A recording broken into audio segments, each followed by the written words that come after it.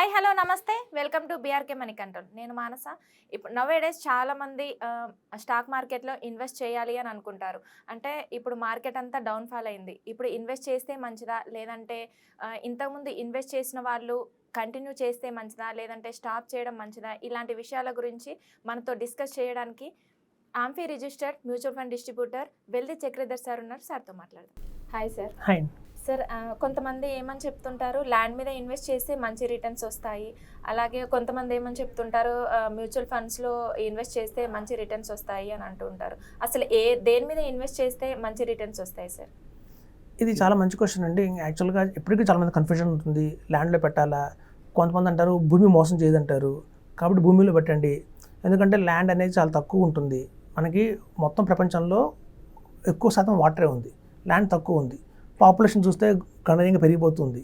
So land పెరగదు, population పెరుగుతుంది కానీ ల్యాండ్ పెరగదు. కాబట్టి ఎప్పటికైనా సరే ల్యాండ్ మనకి వాల్యూ ఉంటుంది, కొనండి అని చెప్పి ల్యాండ్ చెప్తారు. స్టాక్ మార్కెట్లో చాలామంది మనకి ఏంటంటే ఇన్ఫోసిస్లో ఆ రోజు పెట్టుంటే 2 లక్షలు, ఇవాళ 2 కోట్లు అయింది. టీసెస్లో ₹1 పెడితే 2 కోట్లు అయింది, 10 కోట్లు అయింది అని చెప్తారు. సో ఇది చెప్పేవాళ్ళు ఉన్నారు, అది చెప్పేవాళ్ళు ఉన్నారు. సో మనం తీసుకోవాల్సిన నిర్ణయం ఏంటంటే, మనం ఉండడానికి ఒక ఇల్లు ఉందా, అది చాలా ఇంపార్టెంట్ అండి. యాక్చువల్గా ఏంటంటే చాలామంది ఇలా ఏంటి నిజంగా ల్యాండ్ మంచిది కాదేమో అని చెప్పి ఎక్కువ మంది ఈక్విటీలో రావడం మొదలుపెట్టారు. ఈక్విటీలోకి వచ్చాక ఇక్కడ ఈ ట్రేడ్ వార్ వల్ల చాలా గణనీయంగా పడిపోవటం, వాళ్ళ కళ్ళారా చూసి తట్టుకోలేకపోతున్నారు. ఇవాళ ఎలాంటి సిచ్యువేషన్ వచ్చిందంటే చాలామందికి స్టాక్ మార్కెట్లో నిద్రపోవట్లే. ఇది చాలామందికి తెలియట్లే. ఎందుకంటే ఇప్పుడు చూడండి, మనం ఒకవేళ మన దగ్గర 10 లక్షలు ఉన్నాయనుకోండి, మనం స్టాక్ మార్కెట్లో 1 లక్ష పెట్టాం. మన దగ్గర 10 lakhsలో ఒక ₹1,00,000 స్టాక్ మార్కెట్లో పెట్టినందువల్ల ఆ ₹1,00,000 స్టాక్ మార్కెట్లో ఇవాళ 50,000 ఉంది, మన టెన్షన్ లేదు. మనకు సర్ప్లస్గా ఉంది కాబట్టి, మనకు ఉన్న సర్ప్లస్ అమౌంట్ని మనం పెట్టాం కాబట్టి మనం నిశ్చింతగానే ఉంటాం. కానీ ఈ లాస్ట్ 2 yearsలో మేము చూసిన ఎంతోమంది మార్కెట్లోకి ఏం చేశారంటే, చాలామంది అప్పులు తెచ్చి, అంటే బయట ₹2కి వడ్డీ తెచ్చి, ₹3కి వడ్డీ తెచ్చి కూడా స్టాక్ మార్కెట్లో పెట్టారు. ఇప్పుడు మొత్తం పడిపోవటం వల్ల ఏమైందంటే వాళ్ళు ప్యానిక్ అవుతున్నారు, వాళ్ళకి నిద్ర రావట్లేదు. ఇది చాలామంది ఆస్ట్రాలజర్స్ని కలుస్తున్నారు. కొంతమంది మా జాతకం చూడండి ఎలా ఉందో, మళ్ళీ పోగొట్టుకుని తెచ్చుకోగలుగుతామా లేదా, అలా వాళ్ళు ఎట్లా అంటే పెట్టిన వెంటనే రిటర్న్స్ వస్తాయని ఎక్స్పెక్ట్ చేస్తున్నారు. అలా కాకుండా కొన్ని ఇయర్స్ షార్ట్ టర్మ్ లాగా లేదంటే లాంగ్ టర్మ్ లాగా అట్లా పెట్టుకుంటే కొంచెం బాగుంటుంది. అంత అవగాహన లేక తొందరపాటు, అంటే ఒక నిర్ణయాలు కొన్నిసార్లు తొందరపాటు నిర్ణయాలు కూడా ఉంటాయి. సో అలాంటి తొందరపాటు నిర్ణయాల వల్ల కూడా మనం ఏం చేస్తామంటే, మనకి స్టాక్ మార్కెట్లో పడిపోతుంది, దానివల్ల మనం ప్యానిక్ అవుతుంటాం. ఇప్పుడు అలాగే మన ల్యాండ్ బాగుంది కదా అని చెప్పి ల్యాండ్లో పెట్టారనుకోండి, చూస్తే ఇవాళ కోర్టుకి వెళ్తే 180 కేసులు మనకి ల్యాండ్ సంబంధించే ఉంటాయి. లిటిగేషన్స్ కావచ్చు, అవి కావచ్చు. అవి ఏంటంటే తేలవ పట్టాన సంవత్సరాలు గడుస్తూనే మన ల్యాండ్ మన చేతికి రాదు, అమ్ముకోలేము దాన్ని. చిన్న లిటిగేషన్ వచ్చిందంటే కోర్టుకి వెళ్ళిపోతుంది. సో మీరు చూస్తే రెండిట్లోనూ ప్రాబ్లమ్స్ ఉన్నాయి. అటు ల్యాండ్లోనూ ప్రాబ్లమ్స్ ఉన్నాయి, ఇటు మనకి స్టాక్ మార్కెట్లో కూడా ప్రాబ్లమ్స్ ఉన్నాయి. సో కాబట్టి ఏంటంటే మనం ఏది కరెక్ట్ అనేది మనం చెప్పలేం, అది పర్సన్ టు పర్సన్ ఉంటుంది. ఇప్పుడు చూడండి, వాళ్ళ కనుక సర్ప్లస్గా అమౌంట్ ఉందా, లేకపోతే ఇదే అమౌంటా, మించి ఇంకో అమౌంట్ లేదా అనేది మనకి చూసుకోవాలి. సో ఇప్పుడు చూడండి, మనం చాలామంది ల్యాండ్లో పెట్టినా లేకపోతే స్టాక్ మార్కెట్లో పెట్టినా వాళ్ళకంటూ ఒక ఫ్యూచర్ కోసమే పెడతారు, ఏదైనా ఫ్యూచర్ ప్లానింగ్ కోసం పెడతారు. అయితే ఇప్పుడు మీరు చూడండి, చాలామంది రియల్ ఎస్టేట్ వాళ్ళు ఉన్నారు. సపోజ్ మనం హైదరాబాద్ తీసుకుందాం. ఇక్కడ హైదరాబాద్లో మనం ఏదైనా కన్సల్టేషన్కి వెళ్ళామనుకోండి రియల్ ఎస్టేట్ వాళ్ళ దగ్గరికి, వాళ్ళకి వెంచర్లు ఎట్టున్నాయో అది బాగుంటుంది అంటారు. సపోజ్ షాద్నగర్ వైపు వెంచర్లు ఉన్నాయనుకోండి, వాళ్ళకి షాద్నగర్ బ్రహ్మాండం అండి, వాళ్ళు పెట్టండి, మీరు ల్యాండ్లు మీకు కళ్ళు మూసుకోండి, మీ పిల్లల భవిష్యత్తు అయిపోయింది అంటారు.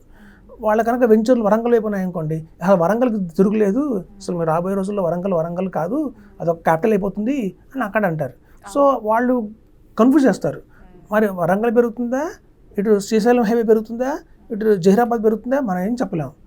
ఎవరికి వాళ్ళ వెంచర్లు ఎక్కడ ఉన్నాయో అది బాగుంది అంటారు, తక్కిన బాగాలేదంటారు. అలా మనకి కన్ఫ్యూజ్ చేస్తారు. సో కాబట్టి మనం ఎక్కడ కొనాలి అని మనకి కన్ఫ్యూజన్. సో కాబట్టి ఏంటంటే ఇలాంటివి కాకుండా చెక్ పెడుతూ ఏంటంటే, మనకి స్టాక్ మార్కెట్లోనే మ్యూచువల్ ఫండ్స్లోనే ఇందులో ఒక బ్యూటిఫుల్ ఉందండి, డెట్ మార్కెట్ అని ఒకటి ఉంటుంది. అది చాలామంది తెలియదు. ఇందులో ఏంటంటే స్టాక్ మార్కెట్ మ్యూచువల్ ఫండ్స్ అనగానే అంత ఈక్విటీ అనుకుంటారు. అలా కాదు. ఇందులో ఏంటంటే మనకి మ్యూచువల్ ఫండ్స్లోనే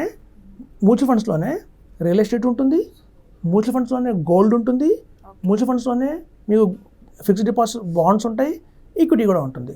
దాన్ని మల్టీ అసెట్ అంటారన్నమాట. మల్టీ అసెట్ అంటే ఏంటంటే, ఇప్పుడు రాబోయే రోజుల్లో SIF అని కొత్తగా వస్తుంది, స్పెషలైజ్డ్ ఇన్వెస్ట్మెంట్ ఫండ్ అని కొత్తగా లాంచ్ చేస్తున్నారు సెబీ వాళ్ళు. అందులో డెరివేటివ్స్ కూడా తీసుకొస్తున్నారు, డెరివేటివ్స్ రిలేషన్ కూడా తీసుకొస్తున్నారు. సో కాబట్టి ఇలాంటి కన్ఫ్యూజన్ అంతా పోగొడుతూ, జనాల్లో ఎట్లాంటి భయాలన్నీ పోగొడుతూ కూడా మనం ఏదన్నా ఒక మంచి ప్రోడక్ట్ తీసుకురావాలి మార్కెట్లోకి.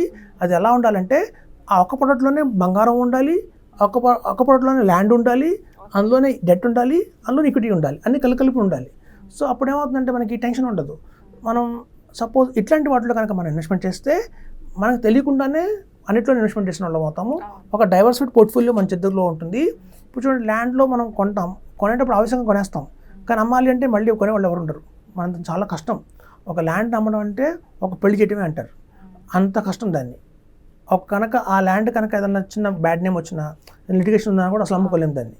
సో కాబట్టి ఏంటంటే ఈ ల్యాండ్లో లిక్విడిటీ ఉండదు. అంటే మనకి ఒక సెకండ్లో డబ్బులు కావాలంటే దాన్ని మార్చలేము.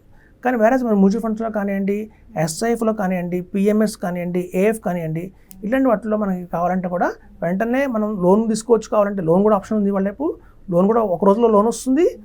కావాలంటే మనం అమ్మొచ్చు, పార్షియల్ కూడా అమ్మొచ్చు. సపోజ్ చూడండి, మనం ఒక 150 గజాలు కొన్నాం అనుకోండి ల్యాండ్. ఆ 150 గజాల్లో మనం 10 గజాలు అమ్మాలంటే అమ్మలేము. అమ్మితే 150 గజాలు అమ్మాలి, అంతేగా అందులో ముక్కలు ఇస్తే దాన్ని అమ్మలేము. కానీ మ్యూచువల్ ఫండ్స్ అలా కాదు. మనం పెట్టిన 15 లక్షల్లో కూడా ఏదైనా ఎమర్జెన్సీ వచ్చిందంటే 50,000 రూపీస్ డ్రా చేసుకోవచ్చు, 1 lakh డ్రా చేసుకోవచ్చు. సో ఇట్లాంటి వెసులుబాట్లు అన్నీ కూడా మనకి మ్యూచువల్ ఫండ్స్లో ఉన్నాయి. సో అట్లయితే మనకి ఒకే ప్రోడక్ట్లో ఇవన్నీ వచ్చాయి కాబట్టి మల్టీ అసెట్ అనేది అంటారు. సో ఇది ల్యాండ్ కంటే కూడా ఈక్విటీ అంటే కూడా. ఇప్పుడు చూడండి, స్టాక్ మార్కెట్ పడింది, అందరూ ప్యానిక్ అవుతున్నారు. పెట్టిన 10 లక్షలు నేను చూస్తుండగానే అది 8 లక్షలు అయిపోయింది, 6 లక్షలు అయిపోయింది అంటున్నారు. కానీ ఈ మల్టీ అసెట్ ఫండ్స్లో అలా జరగట్లేదు. పెట్టిన 10 లక్షలు పడితే మహా అయితే 9 lakhs దాకా పడింది అంతే. ఎందుకంటే ఇందులో గోల్డ్ కూడా ఉంది. ఇప్పుడు చూస్తే మీరు గోల్డ్ బాగా పెరిగింది ఈ మధ్య. సో అందులో ఉన్న గోల్డ్ కాపాడింది.